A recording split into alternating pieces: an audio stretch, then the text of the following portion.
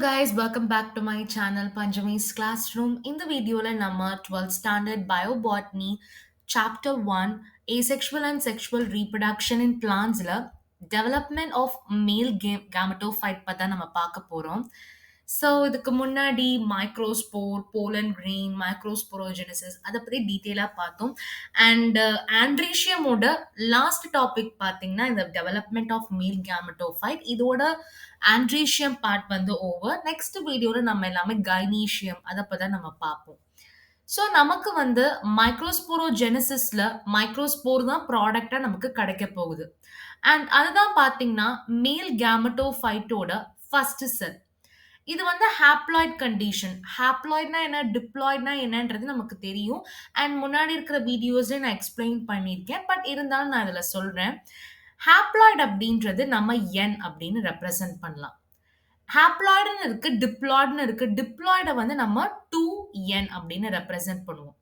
For example என்னோட value வந்து 2ஆ இருக்கு அப்படின்னா என்னோட ஹாப்ளாய்டில் 2 அப்படின்னு தான் ஹாப்ளாய்ட் கண்டிஷனா இருக்கும்.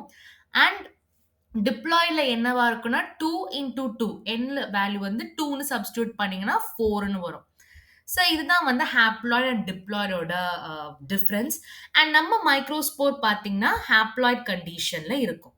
ஸோ இந்த மைக்ரோஸ்போர் டெவலப் ஆகி நமக்கு மேல் கேமட்டோஃபைட் இது எல்லாமே கிடைக்குது. ஓகே, ஸோ இந்த மேல் கேமட்டோஃபைட் எல்லாமே பார்த்தீங்கன்னா என்னோட மைக்ரோஸ்பொரான்ஜியம்ல ஸ்டோர் ஆகி இருக்கும்.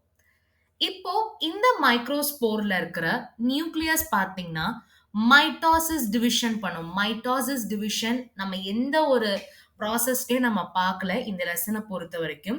எல்லா டிவிஷனுமே நம்ம மியாட்டிக் டிவிஷன், மியாசிஸ் தான் நம்ம சொல்லியிருப்போம். பட் நம்ம மைக்ரோஸ்போர் வந்து மைட்டாட்டிக் டிவிஷன் மூலமா தான் 2 டைப் ஆஃப் செல் வந்து நமக்கு ஃபார்ம் ஆகுது. ஒன்னு வந்து பாத்தீங்கன்னா வெஜிடேட்டிவ் நியூக்ளியஸ் அண்ட் இன்னொன்னு வந்து பாத்தீங்கன்னா ஜெனரேட்டிவ் நியூக்ளியஸ். ஓகே, இந்த வெஜிடேட்டிவ் நியூக்ளியஸ் அண்ட் ஜெனரேட்டிவ் நியூக்ளியஸ்னா என்னன்றது நம்ம பார்ப்போம். ஸோ என்னோட மைக்ரோஸ்போரோட நியூக்ளியஸ் மைட்டாசிஸ் டிவிஷன் மூலமா எனக்கு 2 ப்ராடக்ட் கிடைக்குது, அதாவது 2 செல் கிடைக்குது. ஒன்னு வெஜிடேட்டிவ் நியூக்ளியஸ் ஆர் வெஜிடேட்டிவ் செல்னு சொல்லலாம், ஜெனரேட்டிவ் நியூக்ளியஸ் ஆர் ஜெனரேட்டிவ் செல்.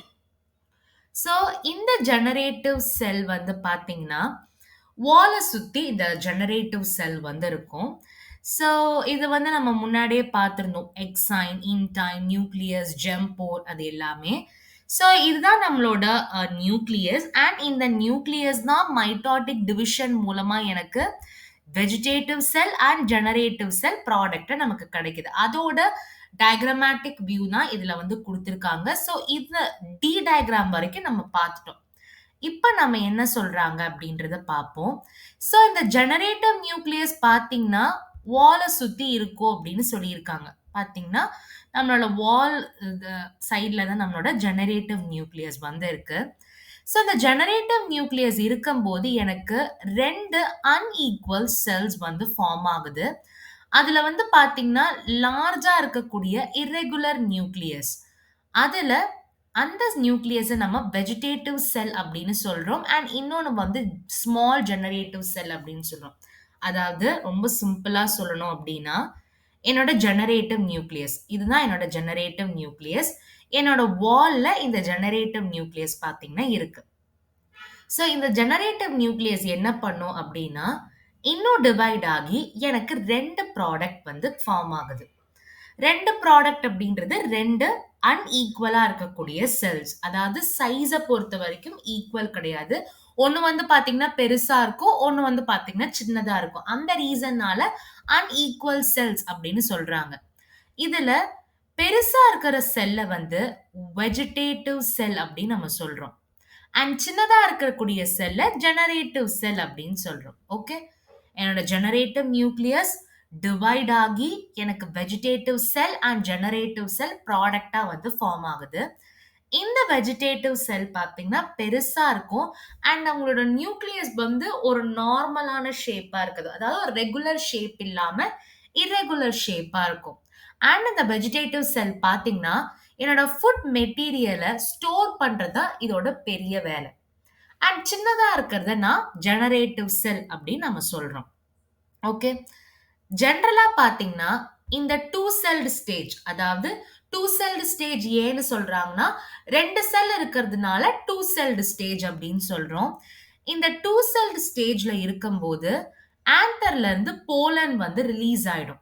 இந்த 2 செல் ஸ்டேஜ். இது வந்து ரொம்ப காமனா இருக்கிறது.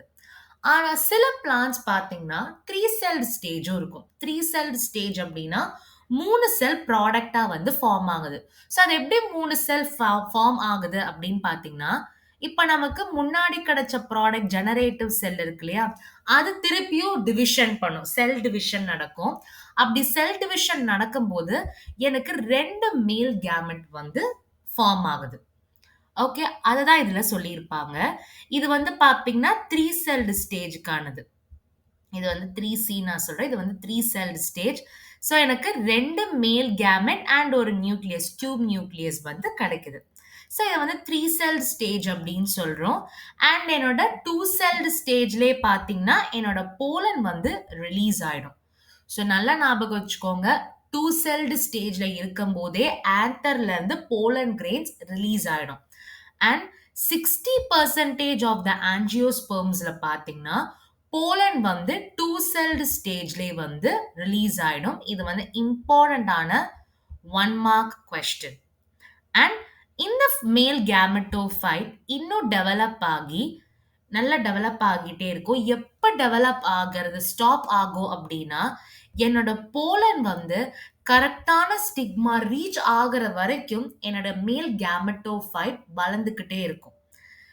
ஒன்ஸ் அது ரீச் ஆயிடுச்சு அப்டின்னா, குரோத் வந்து ஸ்டாப் ஆயிடும். ஓகே. ஸோ, என்னோட கரெக்ட்டான ஸ்டிக்மால போலன் ரீச் ஆனதுக்கு அப்புறமா, அதுல இருக்கிற மாய்ஸ்சர் கன்டென்ட் அதாவது ஈரப்பதத்த அப்சர்வ் பண்ணி உறிஞ்செடுத்து கொஞ்சம் வீங்குன மாதிரி இருக்கும். அதான் ஸ்வெல்ஸ் அப்படின்னு சொல்றாங்க. அண்ட் நெக்ஸ்ட் என்ன ஆகும் அப்படின்னு பார்த்தீங்கன்னா, நம்ம இன்டைன். இன்டைனா என்ன அப்படின்றது நான் முன்னாடி வீடியோலயே சொல்லியிருக்கேன். அந்த வீடியோஸ் வேணும்னா மறக்காம இந்த வீடியோ டிஸ்கிரிப்ஷன்ல பிளேலிஸ்ட்லாம் இருக்கு. அதுல நீங்க மறக்காம செக் பண்ணிக்கோங்க. எல்லாமே டீட்டெயிலா நான் எக்ஸ்பிளைன் பண்ணியிருப்பேன். ஸோ இந்த இன்டைம் பார்த்தீங்கன்னா, எனக்கு போலன் டியூபா வந்து டெவலப் ஆகும்.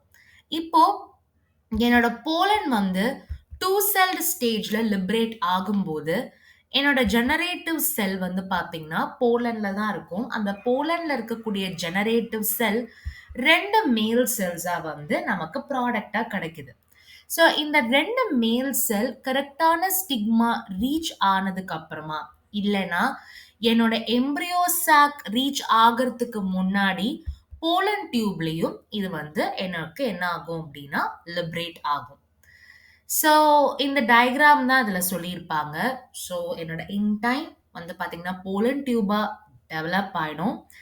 அண்ட் என்னோட போலன் வந்து 2 செல் ஸ்டேஜ்ல லிபரேட் ஆச்சு அப்டின்னா, ஆம்பர்ல இருந்து ரிலீஸ் ஆச்சு அப்டின்னா, அந்த டைம்ல என்னோட ஜெனரேட்டிவ் செல் போலன வந்து 2 மேல் செல்ஸா வந்து டிவைட் பண்ணும். எப்போ அப்டின்னா, ஸ்டிக்மாவோ இல்லன்னா போலன் டியூப் ரீச் ஆனதுக்கு அப்புறமா இந்த ப்ராசஸ் வந்து பார்த்தீங்கன்னா நடக்கும்.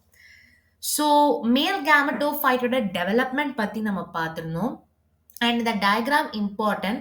5 மார்க் கொஸ்டின்ல கேட்டாங்கன்னா, நம்ம என்ன வந்து சென்டென்ஸா ப்ராசஸ்ல சொல்றோமோ, அத விஷயத்த நீங்க டயகிராமேட்டிக்கா ரெப்ரசன்ட் பண்ணீங்கன்னா, இன்னும் நல்லாருக்கும். அண்ட் இந்த டாபிக்ல ஏதாவது டவுட் இருந்ததுன்னா, மறக்காம கமெண்ட் செக்ஷன்ல போஸ்ட் பண்ணுங்க. இந்த வீடியோ உங்களுக்கு பிடிச்சிருந்தா லைக் பண்ணுங்க. உங்க ஃப்ரெண்ட்ஸ்க்கு ஷேர் பண்ணுங்க. அண்ட் மறக்காம பஞ்சமீஸ் கிளாஸ் ரூம் சேனல சப்ஸ்கிரைப் பண்ணுங்க. Thank you.